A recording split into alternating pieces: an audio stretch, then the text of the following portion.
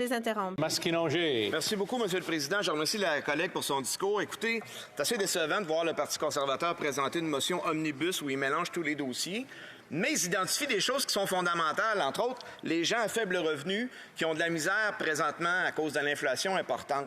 Et moi, je n'ai pas l'impression que le gouvernement fait grand-chose à ce niveau-là. Est-ce que ma collègue est prête à envisager, entre autres, une surtaxe pour les pétrolières qui font des profits records, une surtaxe pour les entreprises qui font plus d'1 milliard de profits, et avec cet argent-là, on pourrait aider les personnes les plus démunies pour faire face au coût de l'essence, faire face au coût de l'épicerie. On pourrait aussi arrêter tout de suite de couper le supplément de revenu garanti pour les personnes âgées, parce qu'imaginez-vous, Monsieur le Président, qu'on est encore aujourd'hui en train de couper ça.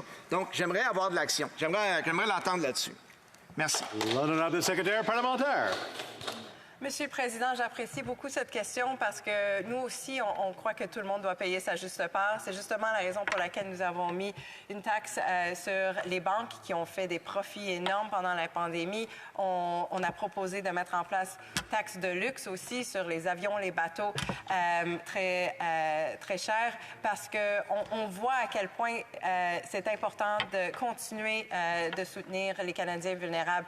Et justement, dans notre budget, on propose des paiements uniques aux Canadiens qui ont la difficulté à se trouver des logements abordables. On propose des mesures pour aider nos aînés, pour soutenir les familles canadiennes.